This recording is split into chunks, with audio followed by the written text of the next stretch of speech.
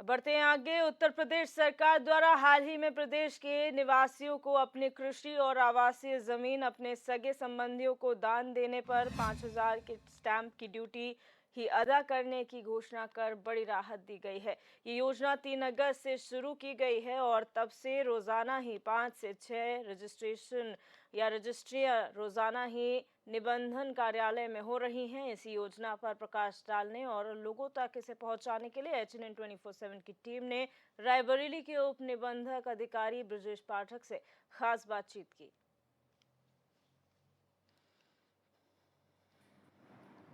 सरकार की योजना और योजना इस तरह की कि जो परिवार के सदस्य हैं और जो परिवार में हैं, जो कि बेटी की शादी हो जाती है तो बेटी गैर हो जाती है, लेकिन अब बेटी गैर नहीं है। सरकार ने आदेश किया है और आदेश किया है गिफ्ट आदेश इसलिए हुआ है क्योंकि अपनी चल अचल संपत्ति से कोई भी अभिभावक अपने बच्चों को कुछ भी दे सकता है। कोई भाई अपनी बहन को कोई भी गिफ्ट कर सकता है। चूंकि राखी का त्यौहार आगे है और सरकार ने इस योजना को आमली जामा पहनाने के लिए कहीं ना कहीं से बड़ा काम करते हुए, चूंकि अब बैनामा जहां बैनामा होता था और लाखों रुपए खर्चा होते थे, वहां पर अब 5,000 रुपए देने के बाद आप उसकी रजिस्ट्री अपनी लड़की के नाम, अपनी बहन के नाम, अपने बच्चों के नाम, अपने पोतों के नाम, किसी के नाम भी करा सकते हैं। वो एज ए गिफ्ट होगा और ये गिफ्ट सरकार के उत्तर प्रदेश के मुख्यमंत्री योगी आदित्यनाथ ने कई मामलों को देखते हुए जारी किया है और कहीं ना कहीं से जिस समय से यहाँ पर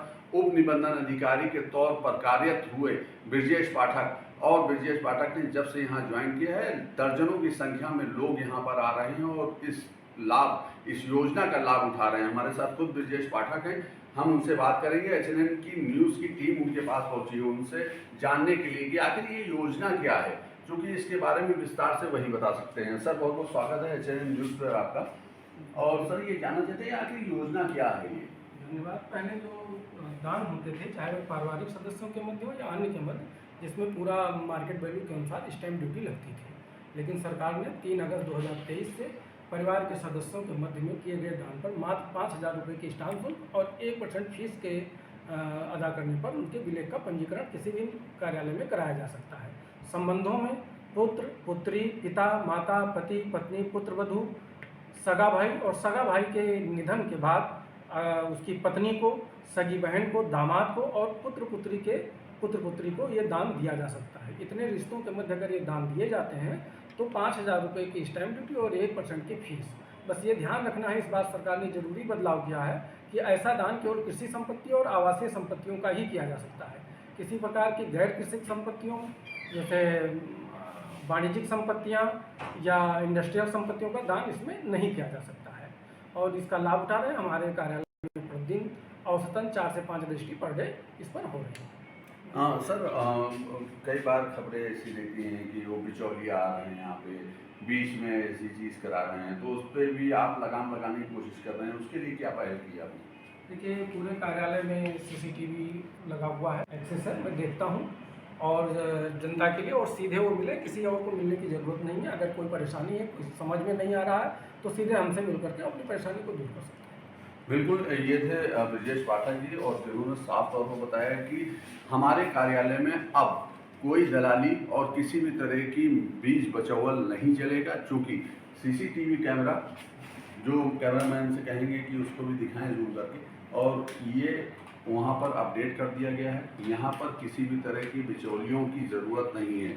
आप जो भी हैं वो हमारे पास आएँ, सीधे 5,000 रुपये का स्टाम्प शुल्क लगना है, 1% फीस जमा होनी है और उसके बाद जो सरकार ने इस योजना को बढ़ाया है वो इसलिए बढ़ाया है कि उन लोगों को लाभ मिल सके, ना कि दलालों को फ़ायदा मिल सके। तो कहीं ना कहीं से सराहनीय पहल है सरकार की और तारीफ करनी होगी रायबरेली में जो उप निबंधन अधिकारी ब्रजेश पाठक, जिस तरह से उन्होंने इस कार्यालय को सुसज्जित किया है।